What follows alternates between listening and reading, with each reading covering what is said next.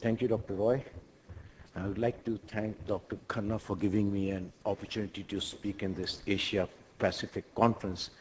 And I'll be doing a step-by-step practical review of the examination for peripheral veins.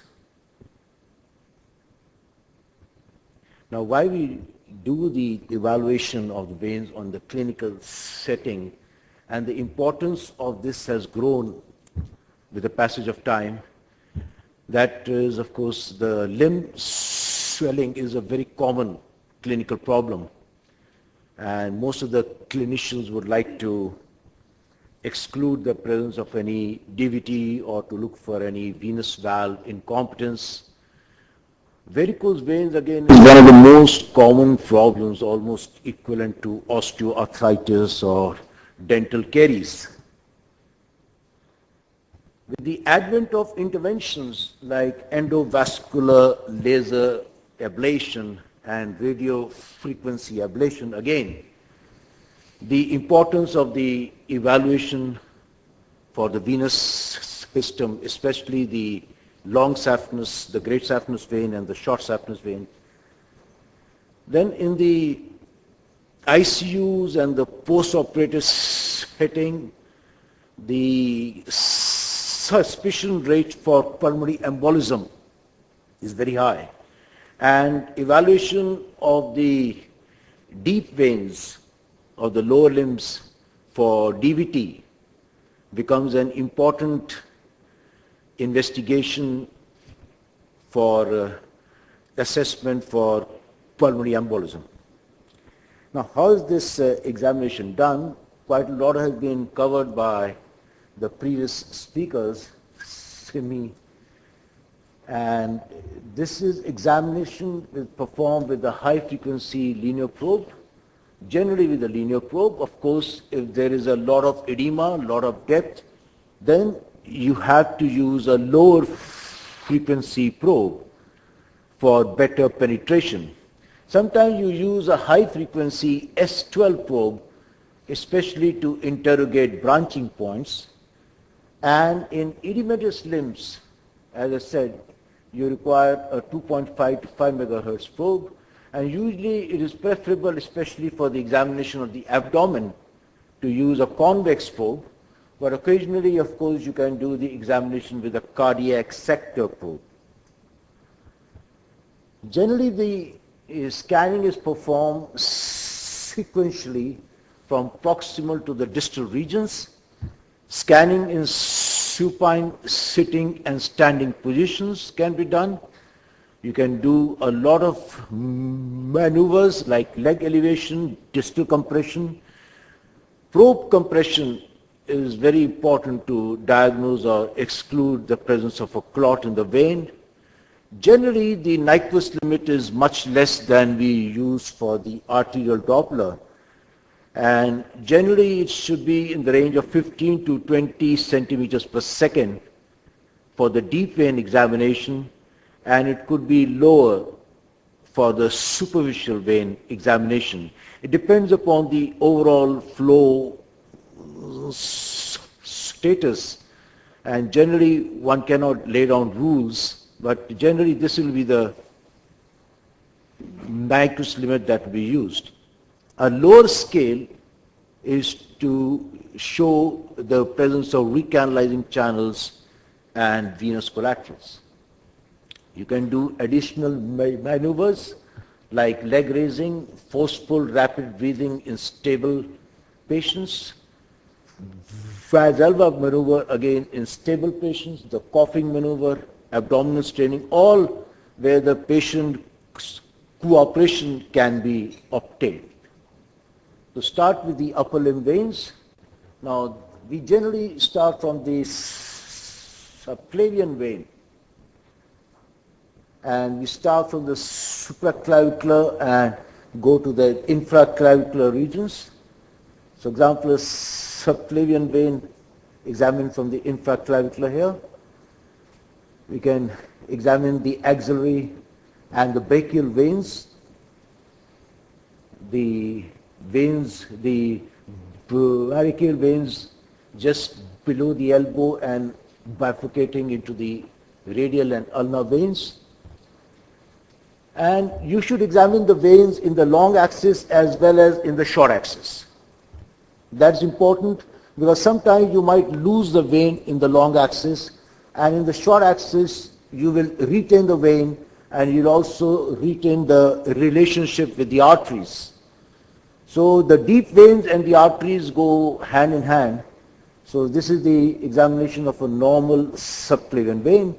This is a patient who has got a clotted distal left subclavian vein, and you're seeing the flows in the axillary vein. This is again a patient with a clotted axillary vein over here. You can see that on applying compression, the lumen is not getting obliterated. Now when you examine the lower limb veins, you again examine for the superficial venous system and you examine for the deep venous system. The superficial venous system is the long saphenous, also called the great saphenous vein, and the short saphenous vein, and the interconnecting veins between the long saphenous and the short saphenous, as well as between the superficial veins and the deep veins, which are called the perforator veins. While the deep venous system, we start from the IVC and the iliac veins, and we go down into the common femoral vein, the femoral vein, popliteal vein, the anterior tibial vein, posterior tibial vein, and the veins in the region of the ankle, the dorsal venous arch, and their normal perforators are present, which I'll be going into. The superficial veins are not accompanied by any artery. This is how you will say that this is a superficial vein, like the long saphenous or the short saphenous. It is never accompanied by an artery, while the deep veins are always accompanied by the arteries. The superficial veins are extremely thin-walled and therefore they can be easily obliterated. So when you are applying a probe over them, you have to apply minimal pressure so that you do not obliterate the vein and say that you are not able to see the vein. But actually, because you are applying too much of pressure, that's why you are not able to see the vein. The deep veins are not so easily obliterated, and you can apply a greater compression. Of course, the superficial veins are at a little lesser depth as compared to the deep veins, but that's not the most important difference. The most important to look for is the saphenofemoral junction.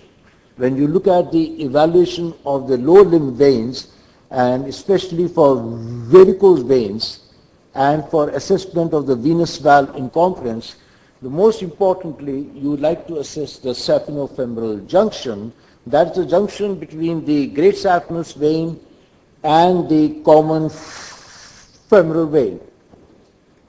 It is guarded by two valves, the pre-terminal valve and the terminal valve, and the junction consists of the great saphenous vein, the common femoral vein. You have got additional veins like the superficial inferior epigastric, the superficial circumflex iliac, and the superficial external periodontal vein, as has been shown over here. This is the common femoral vein, and this is the great saphenous vein. This is the junction, and then over here you have got the superficial circumflex iliac. You have the anterior division of the great saphenous vein, the anterolateral division, the posteromedial division, and then you have the superficial inferior epigastric, which is going toward the abdominal wall, and you have the superficial external periodontal vein, which is going towards the perineum. And then of course the great saphenous vein goes down into the legs, and there also it gives out the anterior branch and the posterior branch, which forms the dorsal arch.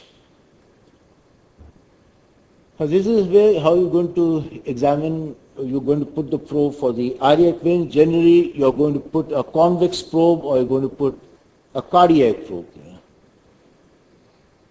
This is the thigh, and you're going to examine the proximal great saphenous vein to test for saphenofemoral venous incompetence. And this is the proximal femoral vein, and this is the distal vein. You will examine the popliteal veins, and as I said, they're always accompanied by the arteries. Then you can examine for the posteriotibial veins, and you can examine for the anterior tibial veins. And when you examine the leg veins, you will be getting the peroneal vein, and you're getting the posteriotibial vein, the anterior tibial vein, depending upon which direction you're going to examine from. You can also examine the plantar veins and the veins on the dorsum of the feet.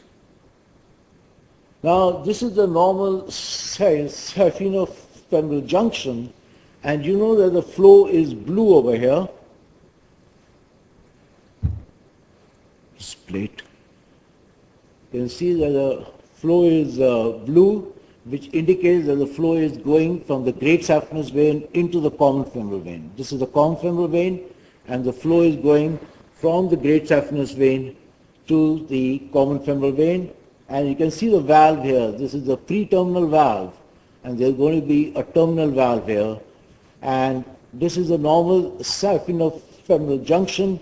When you do the Valsalva maneuver, that time you will lose the flow, and when you release it, then you will get the blue flow that is going to come in.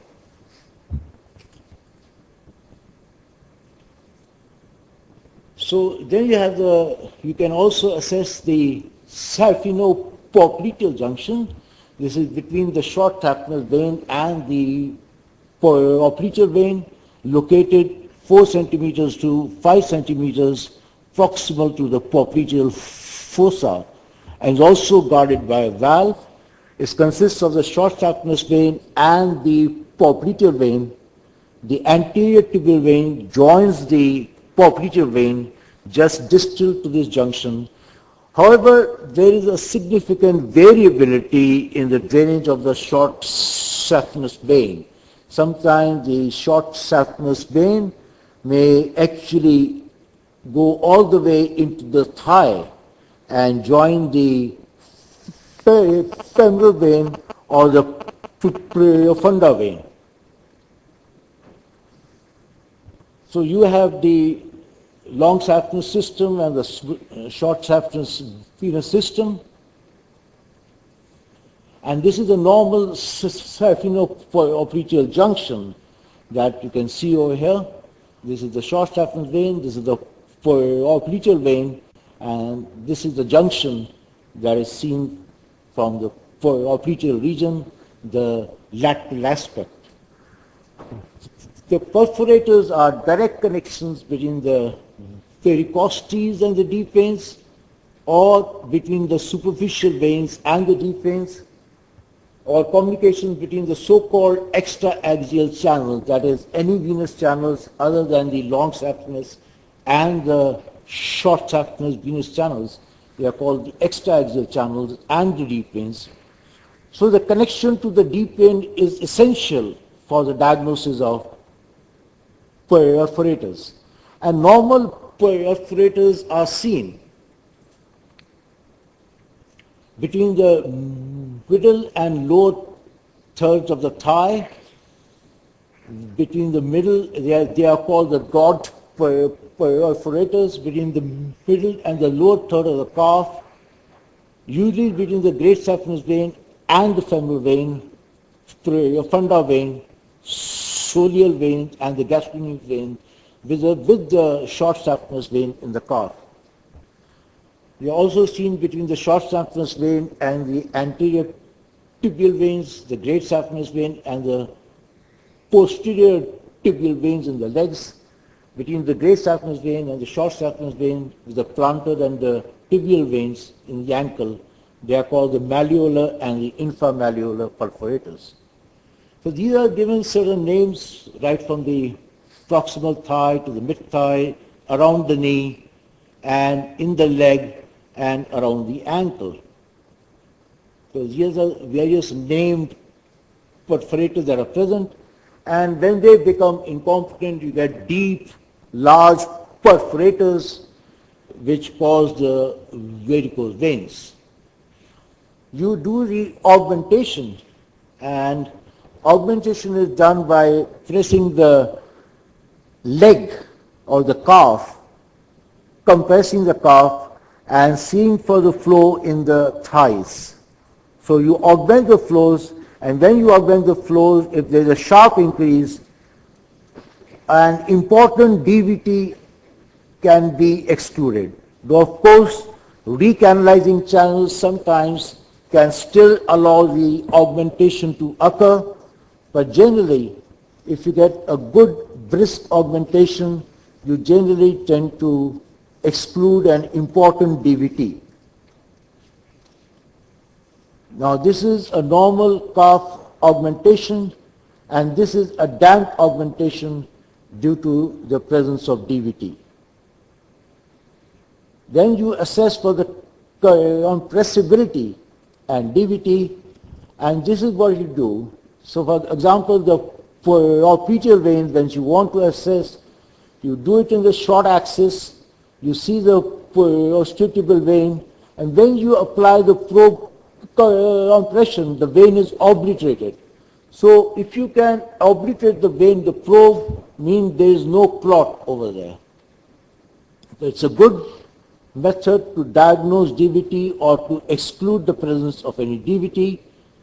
For example, this is a normal vein when you do not apply any compression, but when you apply the compression, the vein is almost completely obliterated.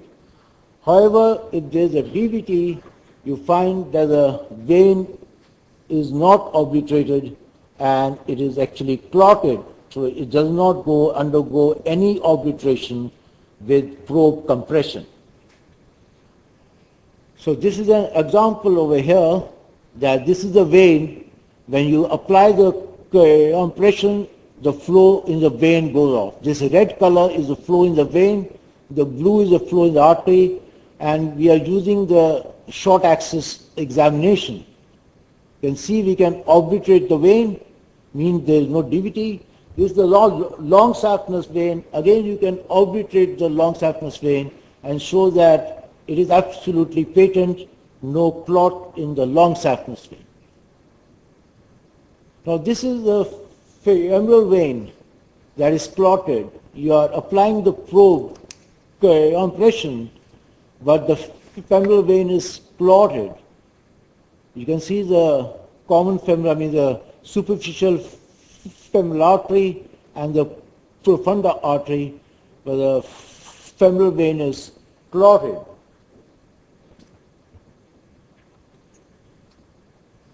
So signs of DVT are absent or reduced compressibility, visualized clot of varying echogenicity, incomplete color fill-in, absent flow on color flow or spectral Doppler, impaired or absent augmentation of flow, lack of spontaneous flow. Sometimes you can see the spontaneous echo contrast. If there is no spontaneous echo contrast and you're not seeing any flow, plus the most important sign actually is absent or reduced compressibility. Everything should go hand in hand, but this is the most outstanding sign. And of course, you'll see the increased flow in the collateral channels. Now this is the clotted femoral vein, as you can see. And this is again the large lumen because of the presence of a clot. Again, a tailing of the clot, again a free-floating clot, and again you are seeing the clot in the common femoral vein, and you're seeing the short axis of that. Now, it's very important to say whether it's an acute clot or a chronic clot. An acute clot is not echogenic at all, or it is very slightly echogenic. The vein is usually larger. The vein is expanded because of the clot. Compression may be possible, generally not, but some compression may be possible because the clot is soft. The thrombus tail is seen in the lumen. There is absence or minimal collateral channels. On the other hand, in the chronic DVT, it is hyperechoic. There is a contraction of the vein. It is not compressible.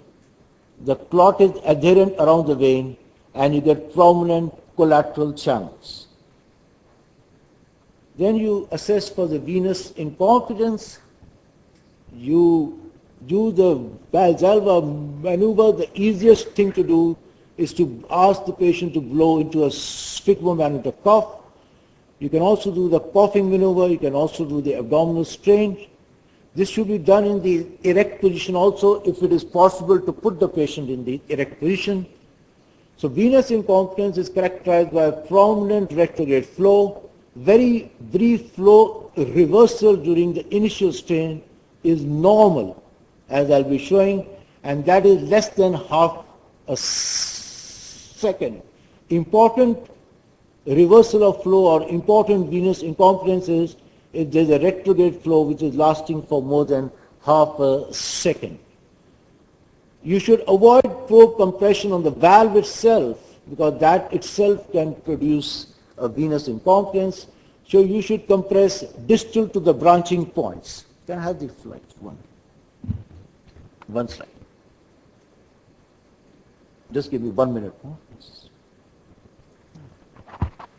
With the permission of the chair, can somebody from the technical committee help Dr. Kapoor out? I think he's got 1 or 2 slides. So this is the saphenopharyngeal junction, and you can see the venous incompetence. The red flow that is coming is the venous incompetence. You are compressed over here, and you are shown the venous incompetence. You can see that the patient has applied the Valsalva, and during the strain maneuver, you are getting incompetence. So this is the incompetence of the great saphenous vein. Again, you can see the great saphenous incompetence. You can actually see the valves which are incompetent. These incompetent valves can easily be seen here. And this is the competent femoral vein, and this is what I was saying, that initially you might get a phase like this, which is absolutely normal. This is a competent deep vein. This, I told you, is a venous leak at the long saphenous junction during the Valsalva strain, and as shown on the pulse Doppler. And this is a saphenofemoral junction, saphenopoliteal junction incompetence that is shown over here. And these are the ankle varicosities which are actually draining into the incompetent long saphenous vein at the ankle. These are the varicosities draining into the long saphenous vein. Thank you.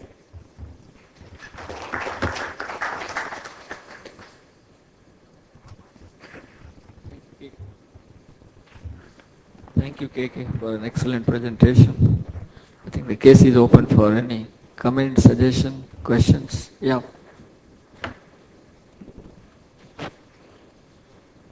Bedi will always ask some question. Yes. You mentioned about how to differentiate between acute and chronic DVT. And nowadays we do a lot of radio frequency ablations and laser. And we all know endovenous heat-induced thrombosis. How to differentiate between DVT and endovenous heat-induced thrombosis? Is there any other way? Endovenous? Heat-induced thrombosis after radio frequency ablation and laser. The proximal segment of the long saphenous vein goes into thrombosis. Is there any way to differentiate? This is acute. You said acute and chronic. And any ideas? No. See, for the DVT, you have to diagnose a clot. You have to see the lumen, which cannot be compressed. which cannot be obliterated by a probe compression. So you have to see the lumen. Merely an absence of flow does not indicate a DVT. It's important to show that the vein is there, that the vein is clotted, and that's a DVT. Any other way is radiolucent or something like that? Any other? If you do not visualize the vein, in that case, you are not sure about the diagnosis. Okay, thank you. Thank you, Dr. Kapoor, for a very masterly presentation, as expected from you. Now, just a comment that possibly you overlook, but something which, as a clinician, we would like you to see and comment is the presence of accessory veins. So now, because some of these accessory veins, if we don't tackle them, or if they are varicose but not marked, it's very important to mark the varicose veins, Yes, right, mark absolutely. the varices, mark the Varicose veins have perforators. to be marked out. We depend totally on the radiologist unless we are doing the examination ourselves. So my First question examination was, is done. yes, Yeah. can I finish? My question was regarding accessory veins. How difficult or easy is it to look for them? Should you look for them? And I think it's very important to look for them and to comment on them, whether they're present or not, and if they need to be tackled, because otherwise they are one of the reasons for a recurrence. Absolutely. I will agree with you.